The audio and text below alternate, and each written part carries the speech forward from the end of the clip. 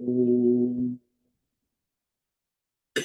नमो भगवते वासुदेवाय। ओम नमो भगवते वासुदेवाय। ओम नमो भगवते वासुदेवाय। ओम नमो भगवते वासुदेवाय। ओम नमो भगवते वासुदेवाय। ओम नमो भगवते वासुदेवाय। ओम नमो भगवते वासुदेवाय। ओम नमो भगवते वासुदेवाय। ओम नमो भगवते वासुदेवाय। ओम श्री परमात्मने नमो नमः। ओम गणपतये नमो नमः। ओम शं सरस्वत्यै नमो नमः। ओम गं गुरुभ्यो नमो नमः। ओम सहनाववतु सहनौ भुनक्तु सह वीर्यं करवावहै तेजस्विनावधीतमस्तु मा विद्विषावहै। ओम शांति शांति शांति। सदाशिवसमारम्भां शंकराचार्यमध्यमाम् अस्मदाचार्यपर्यन्तां वन्दे गुरुपरम्पराम्। वन्दे गुरुपरम्पराम्। ओम पार्थाय प्रतिबोधितां भगवतां नारायणेन स्वयं व्यासेन ग्रथितां पुराणमुनिना मध्ये महाभारतम् अद्वैतामृतवर्षिणीं भगवतीम् अष्टादशाध्यायिनीम् अम्ब त्वामनुसन्दधामि भगवद्गीते भवद्वेषिणि। वसुदेवसुतं देवं कंसचाणूरमर्दनम् देवकी परमानन्दम् कृष्णं वन्दे जगद्गुरुम्। कृष्णं वन्दे जगद्गुरुम्। नमस्ते परमं ब्रह्म सच्चिदानन्दरूपाय निर्गुणाय नमस्तुभ्यम् ओंकाराय नमो नमः। सर्वे दुर्गाणि तरन्तु सर्वे भद्राणि पश्यन्तु सर्वे सद्बुद्धिमाप्नोतु सर्वे सर्वत्र नन्दतु। ओम तत्सत। ओम ओम ओम। आप सभी ऑनलाइन नेटवर्क पर उपस्थित भगवद गीता श्रवण साधकों को ऋषिकेश से आज हमारा प्रातः का अभिवादन अभिनंदन अभिवंदन। हरि ओम हरि ओम हरि ओम। हम सबको आज का यह दिव्य दिन तन मन धन जन देश काल विषय वस्तु परिस्थिति अवस्थाएं अध्यात्म भौतिक दैविक क्षेत्र व्यष्टि समष्टि सभी को अपने अपने पूर्व में अनंत जन्मों में किए हुए संचित पाप पुण्य धर्म अधर्म मिश्र कर्मों के पके हुए फल स्वरूप में वर्तमान में आज सभी को अपने अपने प्रारब्ध अनुसार परमेश्वरी अचिंत्य योग माया के माध्यम से प्रसाद स्वरूप में प्राप्त हुआ है। अतः आज का यह दिव्य दिन परमार्थ हेतु निष्काम सेवा यज्ञ देव यज्ञ ऋषि यज्ञ पितृ यज्ञ मानवता यज्ञ भूत प्राणी यज्ञ सात्विक दान, शारीरिक वाचिक मानसिक तप, निष्काम कर्म योग, ध्यान योग, भक्ति योग, ज्ञान योग, साधना, स्वाध्याय, वेद शास्त्रों का अध्ययन, अध्यापन, उपासना, आराधना के लिए समर्पित करे और करवावे। अत्यंत दुर्लभ मनुष्य जीवन की प्रत्येक क्षण को परमार्थ हेतु सार्थक करे और करवावे। आज विक्रम संवत 2081 भाद्रपद शुक्ल पक्ष की सप्तमी तिथि है। ये रात्रि 11:11 तक है। उसके बाद अष्टमी तिथि लग जाती है। आज है अनुराधा नक्षत्र। ये रात्रि 8:12 तक है।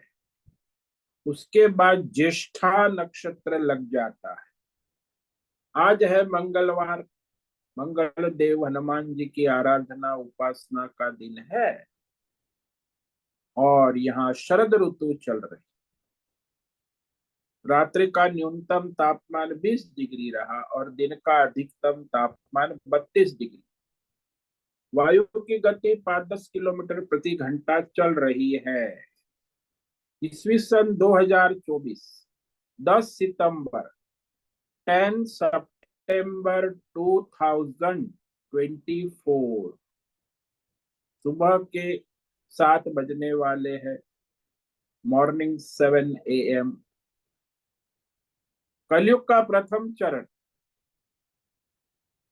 5125वां वर्ष, 7वां वैवस्वत बनवंतर, श्वेत वराह कल्प, ब्रह्मा जी का 26वां दिन और 51वां वर्ष चल रहा है। तो इस अनंत कोटि ब्रह्मांडीय परमेश्वरीय अचिंत्य योग माया में हमारा यह एक ब्रह्मांड, इस ब्रह्मांड में ये पृथ्वी लोक में समुद्र के ऊपर जम्बू द्वीप में विश्व का एकमात्र वैदिक राष्ट्र भारत में उत्तर हिमालय प्रांत में उत्तराखंड राज्य में टिहरी जिले में हिमालयन शिवालिक पर्वतमाला के अंतर्गत मणिकुट पर्वत के ऊपर नीलकंठ महादेव के सामने ऋषिकेश नगरी में मुनि की रेती प्रांत में शीशम जाड़ी अवधूत बाड़ा आश्रम के सी ब्लॉक के पहले माले से 5 नंबर कमरे से गंगा किनारे से हम स्वामी उत्तमानंद सरस्वती भगवद गीता के आचार्य शिष्य स्वामी चिन्मयानंद सरस्वती महाराज चिन्मय मिशन कैवल्याद्वैत वेद व्यास भगवतपाद शंकराचार्य की श्रृंगेरी संन्यास परंपरा से शिक्षित दीक्षित सनातन वैदिक भारतीय हिंदू धर्म अनुसार संपूर्ण भगवद गीता ज्ञान यज्ञ ऑनलाइन जूम यूट्यूब लाइव के अंतर्गत जीवंत प्रसारण में व्याख्यान माला के अंतर्गत अध्याय 7 ज्ञान विज्ञान योग के श्लोक नंबर 20 पर संस्कृत एवं हिंदी में व्याख्यान करेंगे। दिव्य पवित्र सरल व्यवहारिक सटीक पूर्ण वर्ण अक्षर पद वाक्य पंक्ति श्लोक अध्यायों की संगति संधि अन्वय शब्दार्थ वाक्यार्थ भावार्थ रस्यार्थ के यथार्थ तात्पर्य सहित वैदिक शास्त्र वेदव्यास साहित्य शंकर भाष्य एवं परंपरागत सन्यासी आचार्यों की टीका टिप्पणी सहित यह भगवद गीता व्याख्यान करेंगे। कृपया आप सभी श्रद्धा भक्ति ध्यान से परिपूर्ण होकर के यह दिव्य श्रवण साधना करे। इसमें से कुछ ग्रहण करे, कुछ धारण करे, कुछ अपने जीवन में चरितार्थ करे और उसमें निरंतरता लाए। अपनी अपनी आध्यात्मिक भौतिक दैवी अशांति द्वंद्व मोह विक्षेपों से रहित होकर के अशास्त्रीय अधार्मिक अपरंपरागत भ्रांति भ्रम से रहित होकर के अपने अपने शरीर इंद्रिय प्राण मन वचन कर्म और बुद्धि से एकरूप यानी एकाग्र होकर के शुद्ध सात्विक सूक्ष्म भगवत विवेक बुद्धि करें। वेद शास्त्र एवं आचार्य परंपरा अनुसार विवेक करे और करवावे। पुनः पुनः इस व्याख्यान का श्रवण करे, मनन करे, चिंतन करे, लेखन करे, चर्चा विचारणा करे, प्रचार प्रसार करे, लिंक भेजे, ग्रुप में शेयर करे, अपना और सबका परम कल्याण करे और करवावे। ओम तत्सत। ओम ओम ओम। तो कल हमने श्रीमद् भगवद गीता अध्याय 7 ईश्वरीय ज्ञान विज्ञान योग की श्लोक नंबर 20 पर विचार किया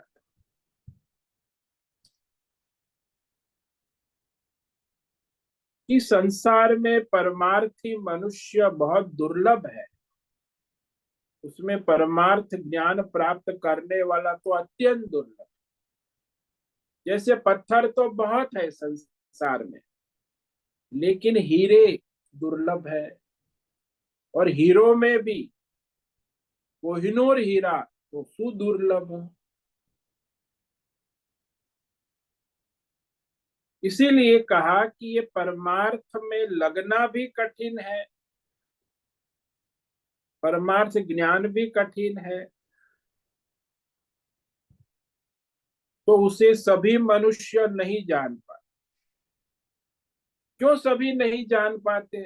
भगवान तो सबके साथ नित्य उपलब्ध है।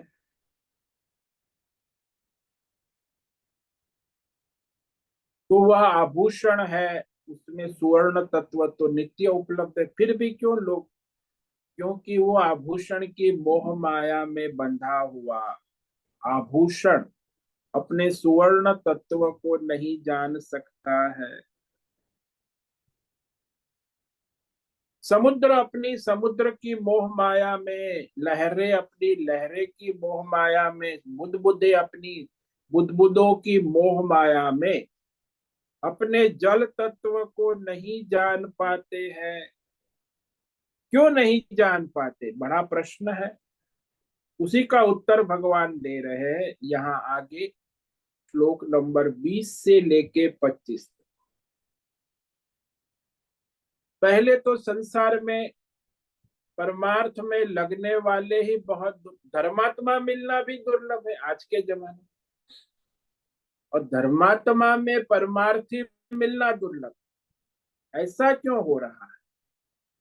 तो इसका उत्तर भगवान बहुत विस्तार पूर्वक देने जा रहे हैं आगे 5 श्लोक में 20 से लेके 25 तक। क्यों परमात्मा सुलभ नहीं है, दुर्लभ है, सुदुर्लभ? तो भगवान ने कहा, काम स्थैर्यत ज्ञाना प्रपद्यन्ते देवता तम तम नियममास्थाय प्रकृत्या नियता स्वया। तो संसार में प्रत्येक मनुष्य उन भौतिक अध्यात्म दैव भोगों की कामना द्वारा, जिसकी बुद्धि का परमार्थ विवेक ज्ञान अपहरण हो चुका है, धृता ज्ञाना, और अपनी ये प्रकृति स्वभाव संचित संस्कार के द्वारा नियत प्रेरित,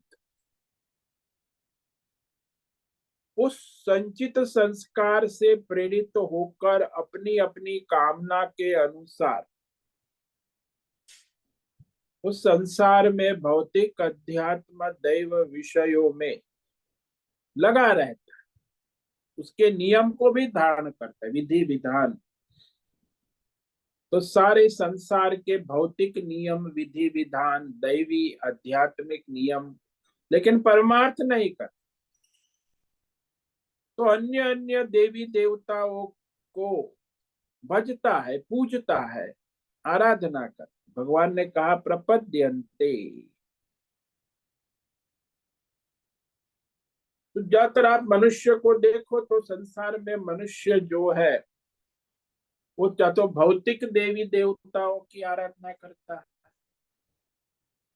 मोटर गाड़ी बंगला रुपया पैसा,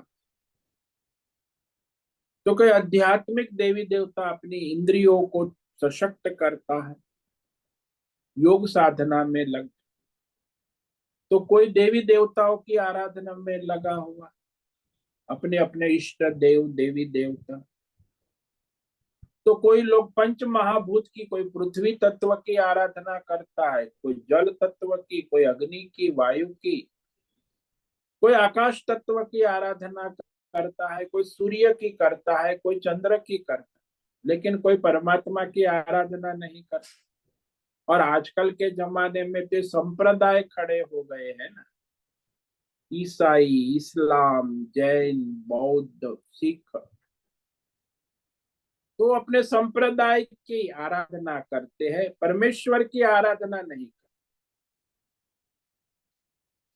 तो ये बड़ी दुर्लभ कि इतनी सारी माया में वो परमेश्वर की आराधना कैसे करें। आज दुनिया में 2 अरब 200 करोड़ ईसाई धर्म की आराधना कर, परमात्मा की नहीं कर, अपने ईसाई ईसा मसीहा कहते हैं ईश्वर, लेकिन वो है काल्पनिक। जब तक वैदिक परमेश्वर की आराधना करे वो परमेश्वर है ही नहीं। उनका जो ईसाई वाला है, इस्लाम का है, वो अल्लाह की आराधना, वो भी काल्पनिक संप्रदाय है। तो 150 करोड़ लोग अल्लाह की आराधना, 200 करोड़ लोग ईसा मसीहा संप्रदाय की आराधना ईश्वर के नाम पे ही करते। 50 करोड़ बौद्ध है और 50 लाख जैन है, 3 करोड़ सिख है, सिख भी अपने सिख संप्रदाय की आराधना, ईश्वर की आराधना नहीं कर, खाली नाम है ईश्वर का।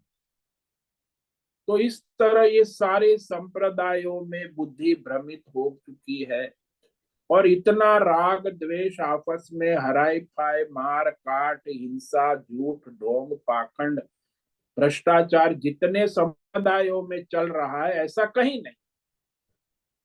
केवल ईश्वर के नाम से ही सारे ढोंग पाखंड चल रहे हैं।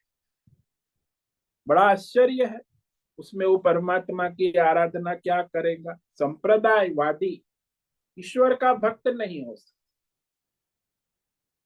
तो इस तरह ये सारा अपनी अपनी भोग कामना वासना से प्रेरित होकर उनकी बुद्धि का विवेक अपहरण हो चुका है, समाप्त हो चुका। यही अपनी कामना, सांप्रदायिक कामना, व्यष्टि कामना, समष्टि कामना, देवी देवताओं की कामना, आध्यात्मिक कामना, भौतिक का, अरे कामनाओं का तो संसार लगा और उसी में भ्रमित रहते हैं। मुख्य ये हो गया अर्थ और काम, कामना और कामना के लिए अर्थ उपार्जन, बाकी कामना पूर्ति के लिए धर्म के अनुसार नहीं, अर्थ के अनुसार कामना होती। ये भी बड़ा आज का युग मॉडर्न युग है, कामना होती है। आपका बजट क्या है? आपको फोन चाहिए? नहीं, हमारे पास तो 10,000 से लेके 10 लाख तक का फोन है। आपकी कामना मोबाइल की है तो आपका बजट क्या है? तो बोले मेरा बजट 1 लाख। हाँ, तो 1 लाख का ये लो आईफोन, आपको लेटेस्ट मॉडल 16 मिलेगा। तो ये सारा कामना भी अर्थ, तो जो भी अर्थ है उसके अनुसार कामना और कामना के अनुसार अर्थ, बाकी धर्म नाम की कोई चीज, यह धर्म को प्राधान्य ही नहीं कहीं भी किसी को, केवल अर्थ और काम, कामना के अनुसार अर्थ और अर्थ के अनुसार पैसा है तो कामना होती है, कामना है तो पैसे के अनुसार कामना पूरी होती। बड़ा आश्चर्य है। तो इस तरह सारे मनुष्य जो है अपनी अपनी कामनाओं द्वारा बुद्धि का विवेक नष्ट हो चुका है। तो अपनी प्रकृति स्वभाव के अनुसार, स्वस्या प्रकृत्या नियता, अपनी अपनी प्रकृति स्वभाव के अनुसार कोई सात्विक, राजसी, तामसी, व्यष्टि समष्टि कामनाओं से प्रेरित होकर उस नियमन में रहते हैं, उसी के अधीन रहते। आस्था है, उनकी आस्था भी होती, तो कामनाओं में आस्था होती है, नहीं कि परमात्मा। और फिर अन्य अन्य देवी देवता संप्रदाय पंच महाभूत, उसमें उनकी बड़ी श्रद्धा होती है, पूजा करते हैं, आराधना करते हैं। तो सत्व गुण, रजोगुणी, तमोगुणी, जैसी जैसी काम। तो ये बड़ा आश्चर्य है, संसार में मनुष्य अपनी कामना से भ्रमित रहता है। अपनी अपनी कामना सबकी, आज को सब स्वतंत्र है ना, तुम्हें जो है, बाजार खुली है, मार्केट खुली है, संप्रदाय सब स्वतंत्र है, लोकतंत्र है। तो सबको अपनी अपनी कामना के अनुसार धर्म पालन करने का, संप्रदाय पालन करने का अधिकार है।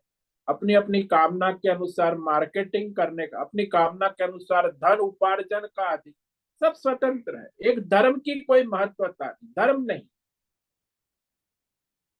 तो कामना का प्राधान्य हो गया, लेकिन धर्म का प्राधान्य, धर्म के अनुसार कामना कल्याणकारी सब, लेकिन वो तो हो नहीं सकता आज के जमाने में, मॉडर्न जमाना। धर्म के अनुसार कामना हो नहीं, कामना के अनुसार धर्म होता है। तो इस तरह यह विचार करो, तम तम नियमम आस्थाय, भगवान ने ये वाक्य का, एक एक वाक्य बड़ा तेजस्वी, कि जो संसारी लोग जिस देवी देवता पंच महाभूत संप्रदाय और उसमें उसकी आराधना करने के लिए उनके संप्रदाय के नियम विधि विधान का बड़ा पालन कर,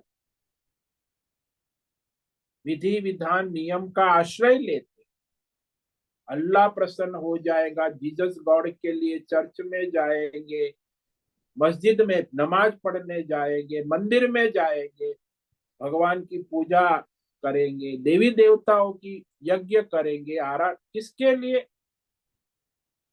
अपनी अपनी कामना पूरी करने के लिए।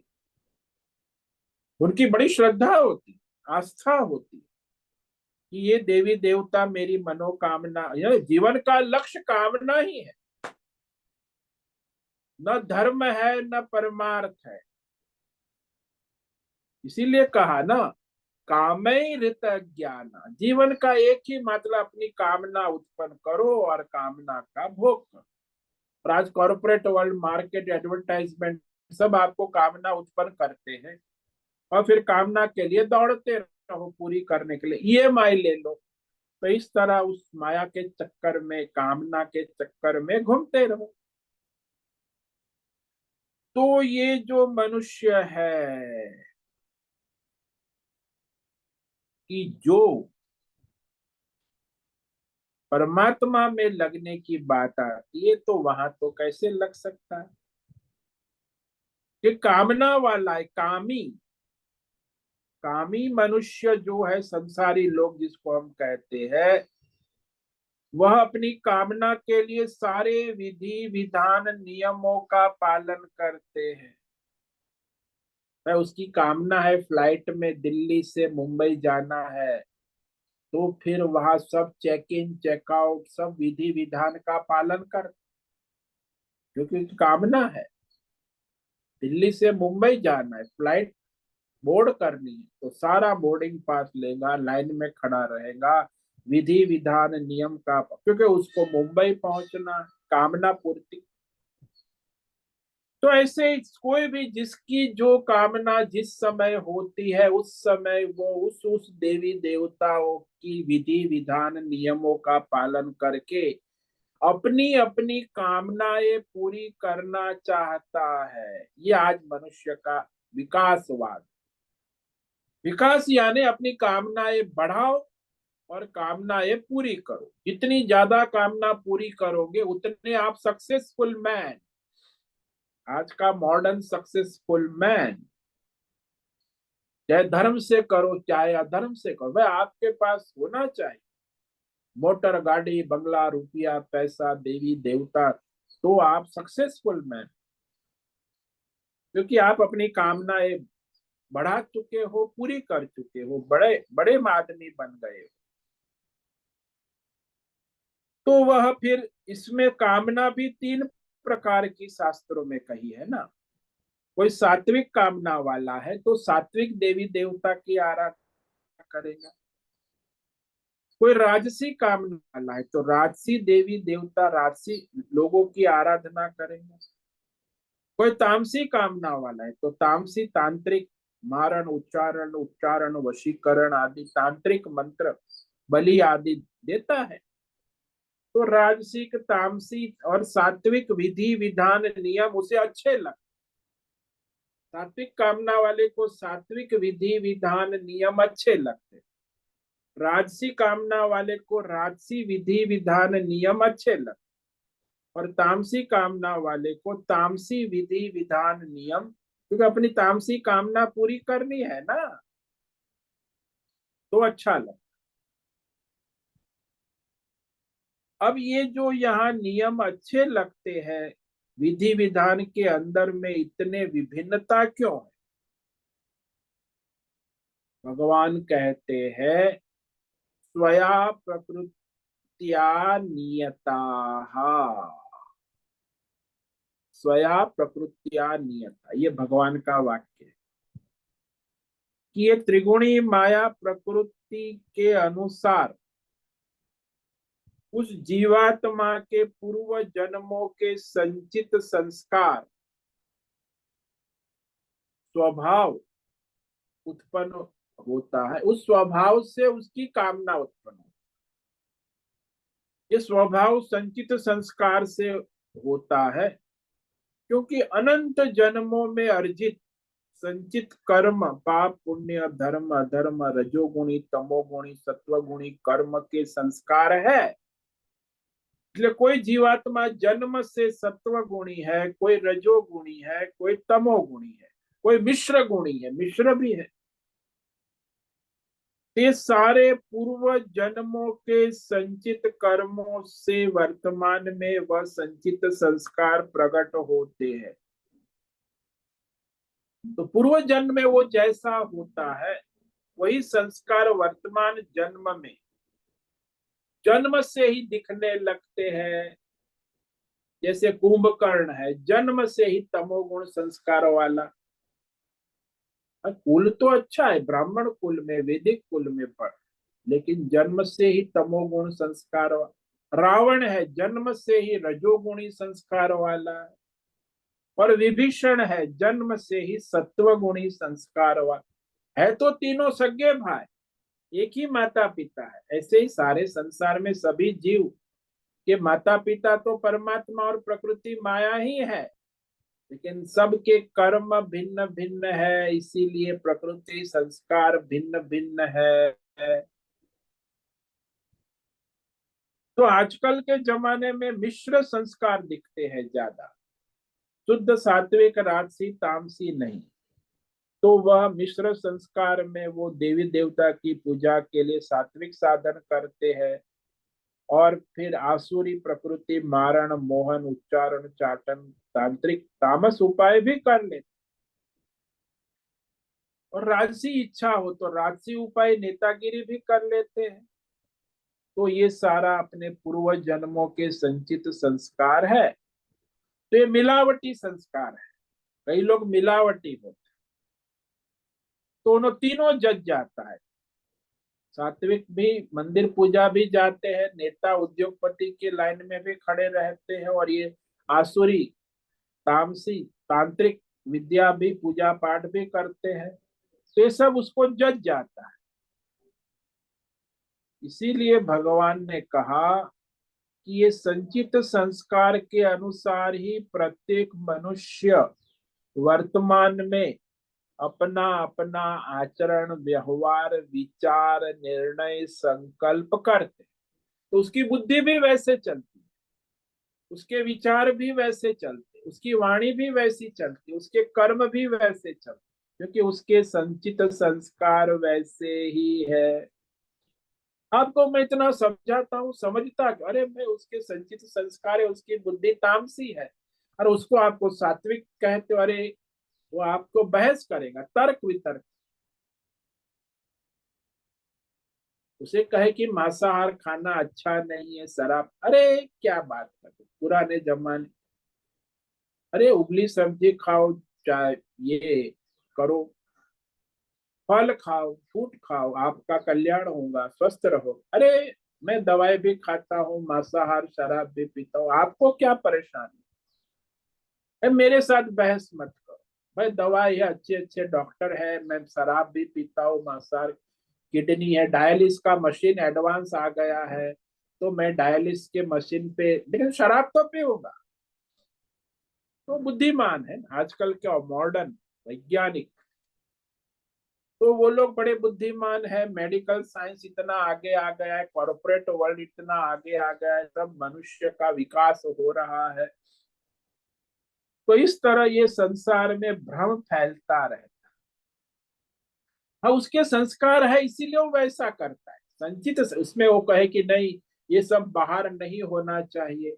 अरे बाहर हो या ना हो, पहले उसके अंदर जो है वही बाहर आता है। कभी कभी ऐसा होता है कि ये संस्कार धीरे धीरे बदल भी जाते हैं। संचित संस्कार बदल कर प्रकृति बदली जा सकती, लेकिन वो स्वयं धैर्य पूर्वक हो। कई बार ऐसा होता है कि मनुष्य किसी नियम में दबाव में आकर अपनी प्रकृति के ऊपर नियंत्रण कर लेता है, लेकिन वो नियम दबाव थोड़े समय तक, जैसे शिविर में आ गए महाराज यहाँ ऋषिकेश में, तो अभी उसको वहां सब नियम संयम में 7 दिन बड़ी परेशानी होती है। अरे अब शिविर कब पूरी होगी? वो तो उसको 7 दिन एक कल्प एक युग की तरह लगते हैं कि मैं कहाँ आ गया यहाँ। क्योंकि उसकी प्रकृति स्वभाव तमोगुणी है, रजो सत्व गुण में उसको व्याकुलता होती है, घबराहट है।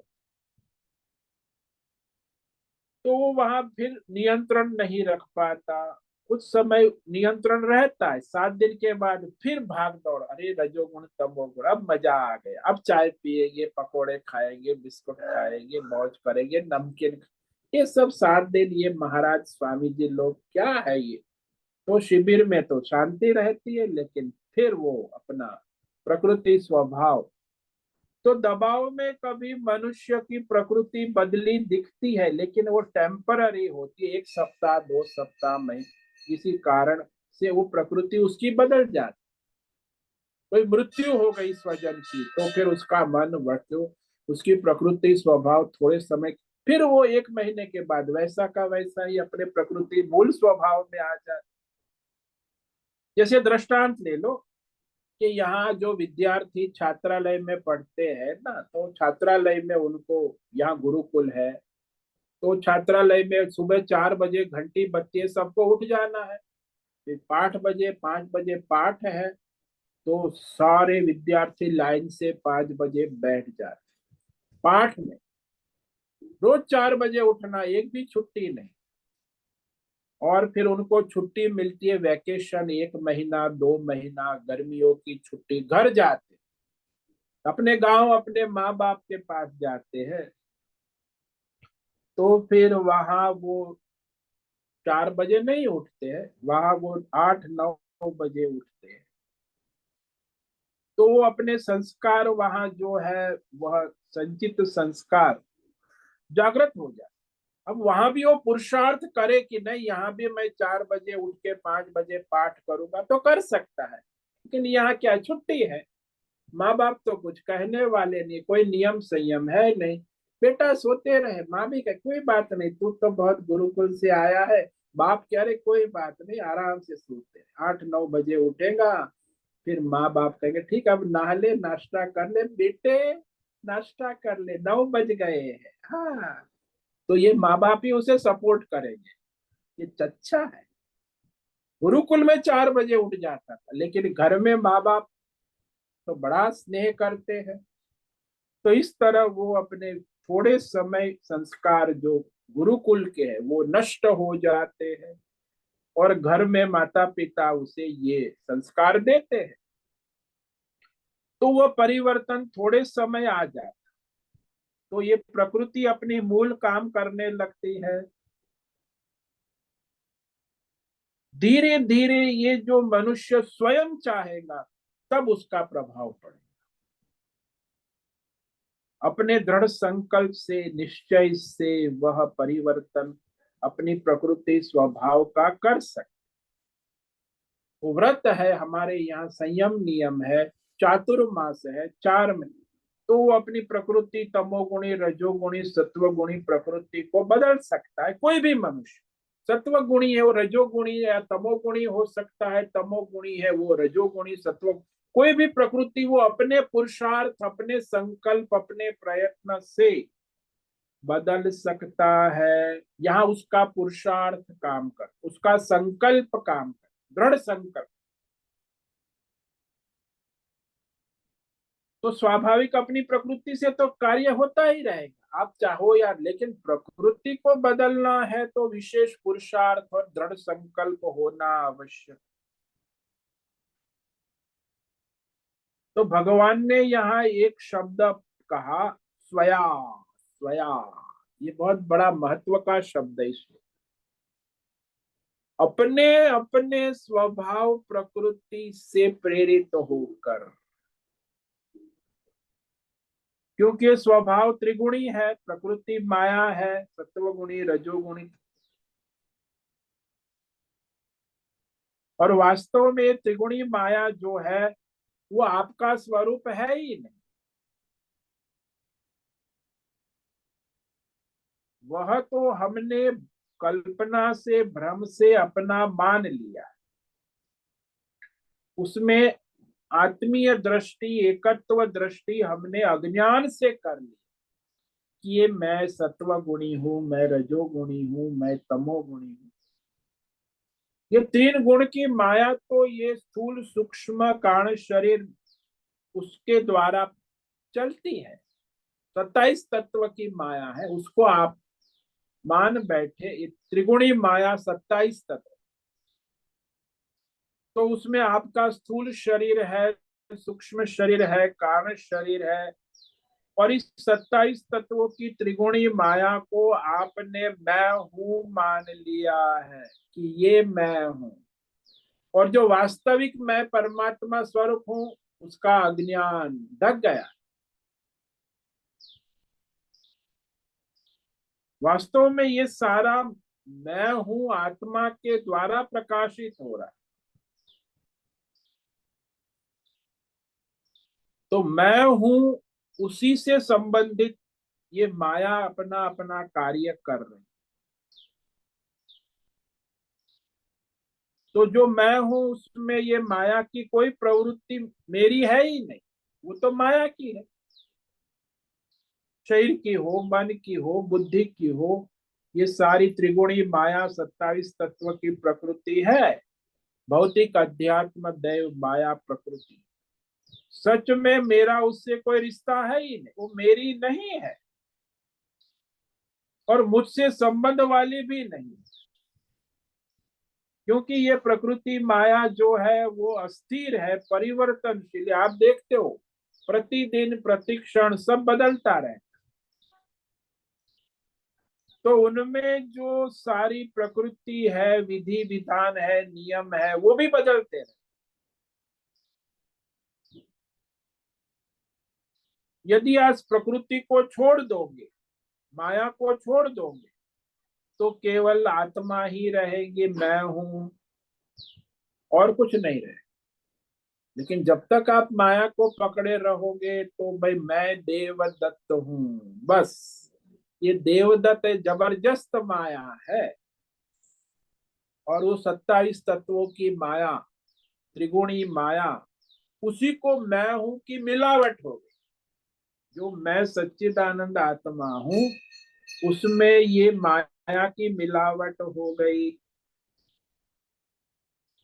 इसीलिए उसको हम अपना समझने लगे। ये शरीर मैं हूं, ये बुद्धि मैं हूं, ये सारी प्रकृति मैं हूँ, ये सत्वगुण तमोगुण रजोगुण मैं हूँ, ये मेरा है, ये अज्ञान से सब अपना बना लिया, मिलावट।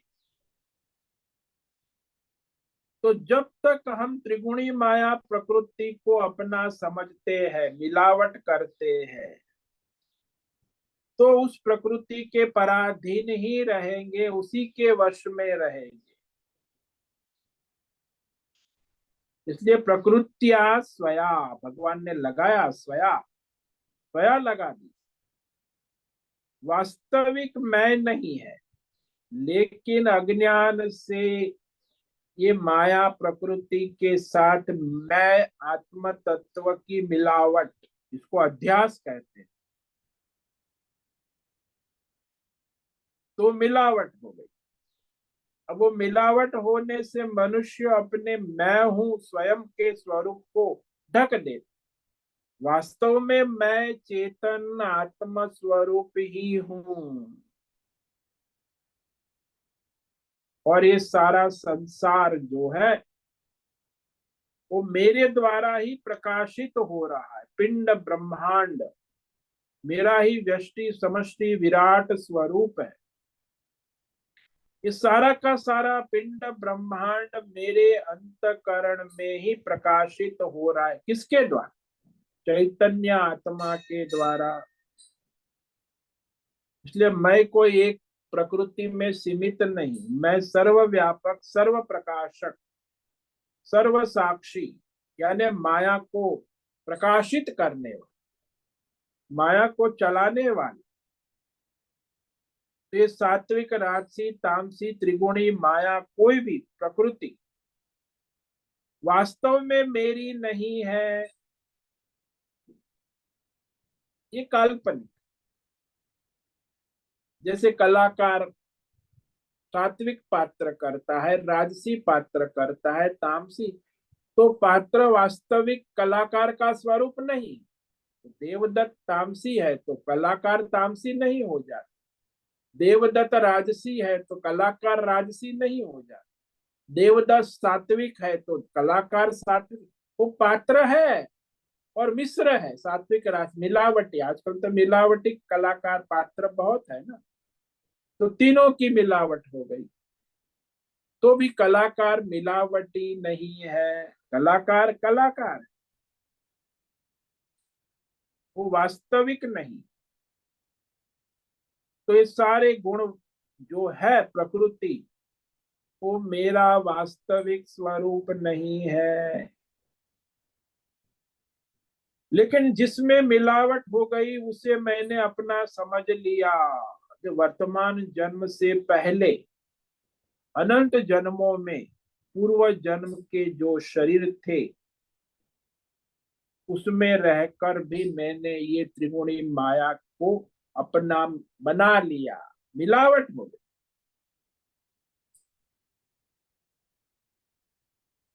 अब देखो कैसी मिलावट, कि हम खूब जोर जोर से कहते हैं, छाती पीट कर कहते, अरे मेरा परिवार है, तुम तो बाबा जी हो, स्वामी जी हो, तुम्हें क्या लेना देना, हम तो घर परिवार वाले, मेरा कर्तव्य है, मेरी जिम्मेदारी है, और मुझे बहुत सारी जिम्मेदारी का निर्वाह करना है, हमारे काम धंधे। अरे तुम बाबा लोग हो कहते हो, ऐसे बात ठीक है तुम्हारे लिए, हमारे लिए हो तो हमें तो ये सब परिवार का निर्वाह करना है, काम धंधा व्यापार धंधे का निर्वाह करना है, ये हमारा कर्तव्य है, ये हमारा स्वधर्म है। वो तो वर्तमान जन्म में कह रहे हो ना। अब सोचो, पूर्व जन्म में यदि आपका जो परिवार था, पूर्व जन्म के आपके माता पिता, ससुराल वाले, मैके वाले, मौसी वाले, यार दोस्त मित्र, बिजनेस सर्कल, फ्रेंड सर्कल, पूर्व जन्म, उसकी आपको कोई चिंता होती है? ये मेरे पूर्व जन्म के दादा दादी, मेरा कर्तव्य है उनकी सेवा करना, पूर्व जन्म के, उसकी चिंता भी, उसका कोई कर्तव्य है? पूर्व जन्म के पिता मर गए, पूर्व जन्म के दादाजी मर गए, पूर्व जन्म की माँ मर गई, पूर्व जन्म की नानी मर गई, तो क्या आपको कोई संदेश आया वर्तमान जन्म में कि अरे तेरी नानी मर गई, चलो बारवा करने गांव आ जा? कोई मैसेज, व्हाट्सएप मैसेज आया पूर्व जन्म के? कोई भी आता है? कोई नहीं आता। वर्तमान जन्म क्या आता है, लेकिन पूर्व जन्म की नानी मर गई उसका कोई व्हाट्सएप मैसेज वर्तमान जन्म में नहीं आता है। तो उस पूर्व जन्म के सारे कर्तव्य, जिम्मेदारी, उसके सारी रिश्तेदारी, उसका व्यापार धंधा, उसकी चिंता हम नहीं करते हैं।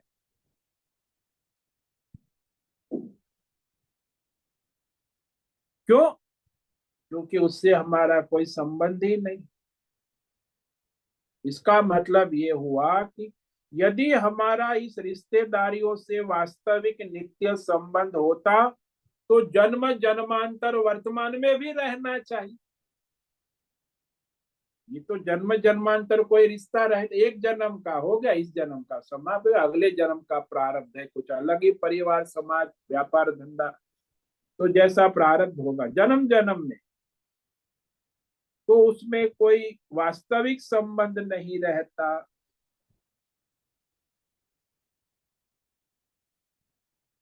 तो ये विवेक करना आवश्यक है कि भाई ये वर्तमान जन्म भी पूर्व जन्म का वास्तविक संबंध होता तो वर्तमान जन्म में भी चलना चाहिए ना, लेकिन नहीं चलता। अरे भाई पूर्व जन्म की बात छोड़ो, अभी स्वप्न का जो भी आप देख के उठ गए, तो स्वप्न का संबंध भी कहाँ रहा? स्वप्न में आपकी विवाह हो गया, तो विवाह आपकी पत्नी की जिम्मेदारी, घर की जिम्मेदारी, स्वप्न में विवाह हो गया, फिर जैसे जग गए तो कहाँ गई पत्नी, कहाँ गया घर, कहाँ गया व्यापार धंधा, कहाँ रही जिम्मेदारी? स्वप्न में भी नहीं रहे, केवल जागृत में ही रहे। ये सब कर्तव्य बड़ी ढोल के कूटते, मेरा कर्तव्य है, मेरा स्वधर्म है, मेरी जिम्मेदारियां है, मेरा दायित्व है, बड़े बड़े डायलॉग बोलते। स्वप्न का क्या रहेगा? पूर्व जन्म का क्या है? तो वर्तमान का भी क्या है? वास्तविक है नहीं, वो भी काल्पनिक है, भ्रम है। क्योंकि कोई भी संबंध यदि वास्तविक होता तो एक ही वास्तविक संबंध है, वो परमात्मा का है। बाकी सारे संबंध जो है वो वास्तविक नहीं है, भ्रम है, कल्पना है, वो मिलावटी संबंध है, उसके साथ कोई वास्तविक संबंध नहीं। जैसे सृष्टि, समष्टि सृष्टि जब प्रारंभ हुई, तब परमात्मा ने हमारे अंतकरण में, यानी अंतकरण मन बुद्धि में उसको बनाया था सृष्टि के प्रारंभ में, जीव का अंतकरण। तो जीव का अहंकार भी सृष्टि के प्रारंभ से चल रहा है, जीव की बुद्धि, जीव का मन, जीव का चित्त, अंतकरण सारा सूक्ष्म बनाता, वो बना है। तो वो जो सृष्टि के प्रारंभ से जीव का अंतकरण बना है, वो उसमें चार चीज है, मन बुद्धि चित्त अहंकार। तो ये सारा जीव बना अहंकार से, और उस अहंकार से इस सारे अंतकरण और ये पंच महाभूतात्मक सृष्टि के साथ हमारा संबंध प्रारंभ हुआ। उसी समय से हो, सृष्टि के प्रारंभ से, अभी भी चल रहा है। यदि अत्यंत सूक्ष्म विवेक विचार करके देखो तो ये हमारा जो संबंध है सृष्टि का, वो काल्पनिक है, स्वप्नवत है, वास्तविक नहीं। जैसे हम लोग रोज सुषुप्ति में चले जाते हैं, गहरी निंद्रा में,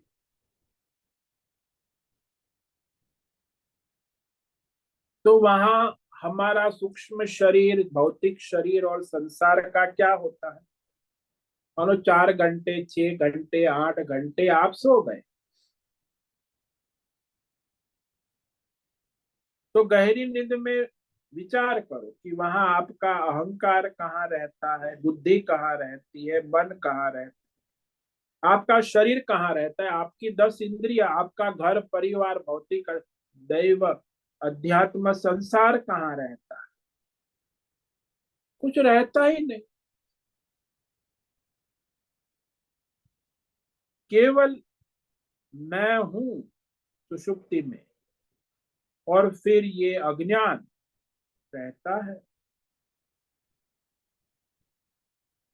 तो मैं हूं और अज्ञान से एक अहंकार, मैं देवदत्त हूं ये अहंकार, और मैं आत्मा हूं ये स्वरूप, दोनों रहता है सुषुप्ति में।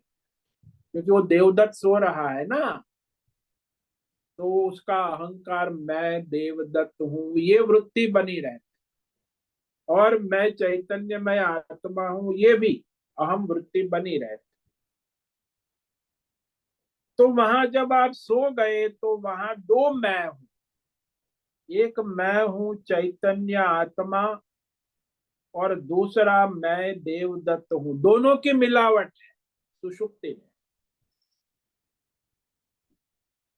ये सुषुप्त अवस्था में स्पष्ट हो जाता है कि वहां दो मैं है, एक अहंकार वाला और एक बिना अहंकार का शुद्ध। इसीलिए उठकर आप कहते हो ना कि सुषुप्ति में मैंने कुछ नहीं जाना था, अर्थात उसमें मैं कुछ नहीं जानता था, तब मैं हूं था जिसने कुछ नहीं जाना। किंतु क्या तुम उस समय सुषुप्ति में जान रहे थे कि मैंने कुछ नहीं जाना, मैं कुछ नहीं जानता? नहीं, वहां तो आप सुषुप्ति में है, आपको कुछ पता ही नहीं। लेकिन वहां वो है जो मैं कुछ नहीं जानता, वो भी है। क्या ऐसा अनुभव कर रहे थे? और वहां मैं हूं आत्मा भी है, उसका भी अनुभव हो रहा है।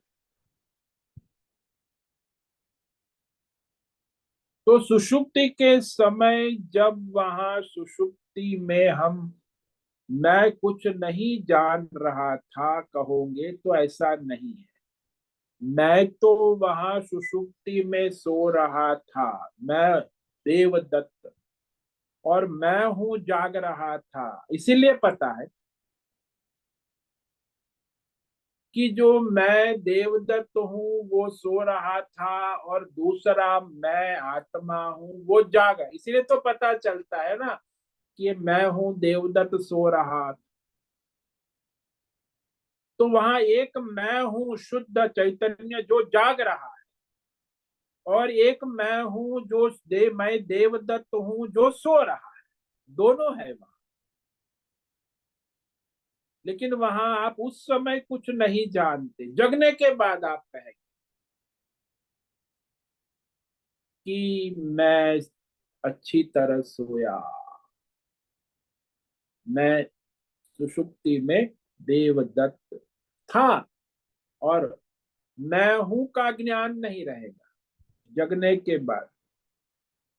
लेकिन वो मैं हूं के द्वारा ही आप कह रहे हैं कि सुषुप्ति में मैं देवदत्त अच्छी तरह सोया था। तो देवदत्त जीवात्मा है, और ये जो मैं हूं परमात्मा है। तो परमात्मा है तभी तो बता सकता है ना जीवात्मा।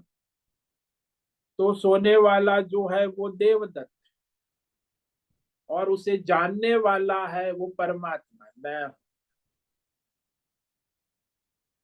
तो ये दोनों की मिलावट हो गई, जगने के बाद फिर मैं हूं का पता नहीं चलता, केवल मैं देवदत्त हूँ उसी का पता रहता है, तभी उसको जीवात्मा कहते। तो उठकर कहता है मैं देवदत्त हूँ। अब मैं हूँ उसका तो पता ही नहीं, क्योंकि मिलावट हो गई, मैं हूँ का देवदत्त में मिलावट हो गई।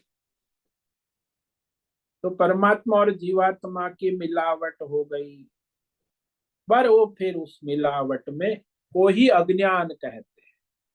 जीवात्मा और परमात्मा की मिलावट को ही अज्ञान कहते हैं। उस अज्ञान से ही अहंकार उत्पन्न होता है और वो कहता है कि मैं देवदत्त हूं।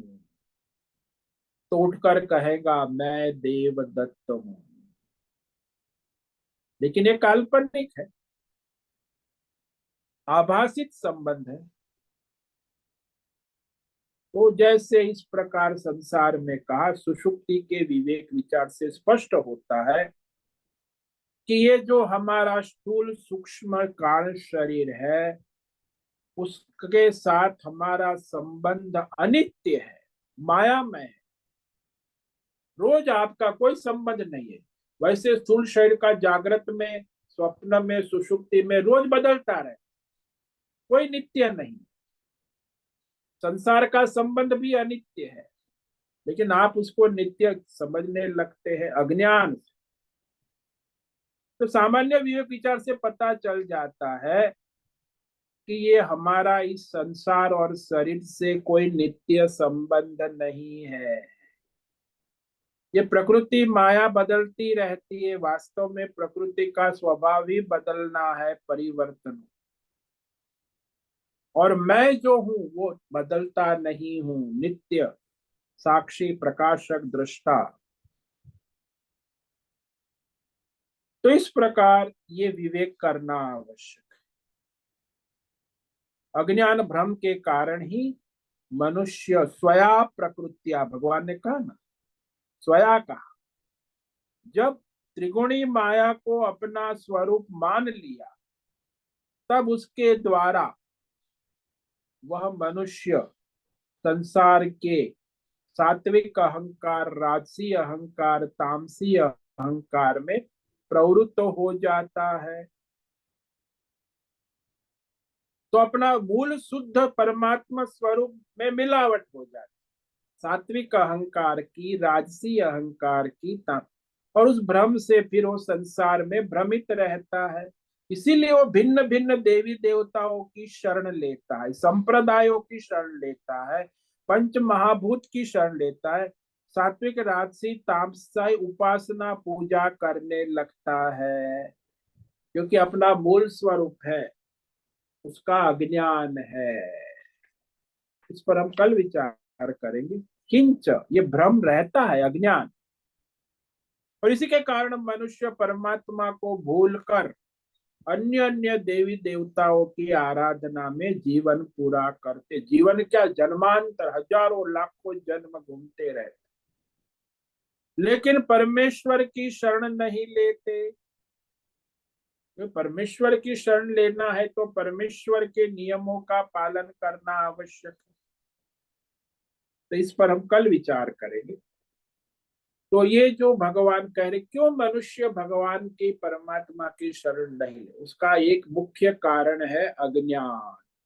और अज्ञान से उत्पन्न सात्विक राजसी तामसी अहंकार, कामैस्तैस्तैर्हृत ज्ञाना प्रपद्यन्ते देवताः तं तं नियममास्थाय प्रकृत्या नियता स्विहास्। यानी जबकि अपनी अपनी सात्विक राजसी तामसी कामनाओं के द्वारा जिसकी बुद्धि का परमार्थ विवेक अपहरण हो चुका है, अपनी अपनी स्वभाव प्रकृति से नियत होकर वह उस देवी देवता सात्विक राजसी तामसी कामना की पूर्ति के लिए भगवान को छोड़कर अन्य अन्य सात्विक राजसी तामसी देवी देवताओं की आराधना पूजा विधि विधान करते रहते हैं। ओम नमो नारायणाय, ओम नमो नारायणाय, ओम नमो नारायणाय, ओम नमो नारायणाय, ओम नमो नारायणाय। कायेन वाचा मनसेन्द्रियैर्वा बुद्ध्यात्मना वा प्रकृते स्वभावात् करोमि यद्यत् सकलं परस्मै नारायणायेति समर्पयामि। ओम सर्वे भवन्तु सुखिनः, सर्वे सन्तु निरामयाः, सर्वे भद्राणि पश्यन्तु, मा कश्चित् दुःखमाप्नुयात्। अस्तो मा सद्गमय, तमसो मा ज्योतिर्गमय, मृत्योर्मा मृतंगमय। ओम पूर्णमद पूर्णमिदं पूर्णात् पूर्णमुदच्यते, पूर्णस्य पूर्णमादाय पूर्णमेवावशिष्यते। ओम शांति शांति शांति। शंकरं शंकराचार्यं केशवं बादरायणं सूत्रभाष्यकृतौ वन्दे भगवन्तौ पुनः पुनः। ईश्वरो गुरुरात्मेति मूर्तिभेदविभागि व्योमवद्व्याप्तदेहाय दक्षिणामूर्तये नमो नमः। ओम गुं गुरुभ्यो नमो नमः। ओम तत्सत् ब्रह्मार्पणमस्तु। ओम ओम ओम।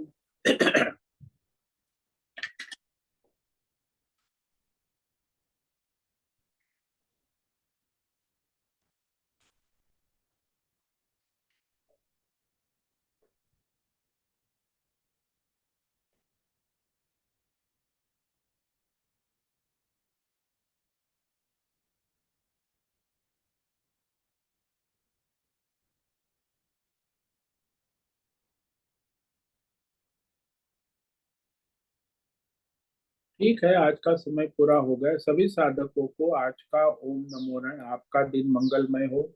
सबको ओम नमो नारायण। ओम नमो नारायण। ओम नमो नारायण। सबको आज का ओम नमो नारायण। होश से निवेदन है, आज का सत्संग पूर्ण करें। ओम नमो नारायण स्वामी जी। ओम आज का ये नमो दिव्य सत्संग हम यही पूर्ण करते हैं। सभी साधकों को ओम नमो नारायणाय। ओम नमो नारायण।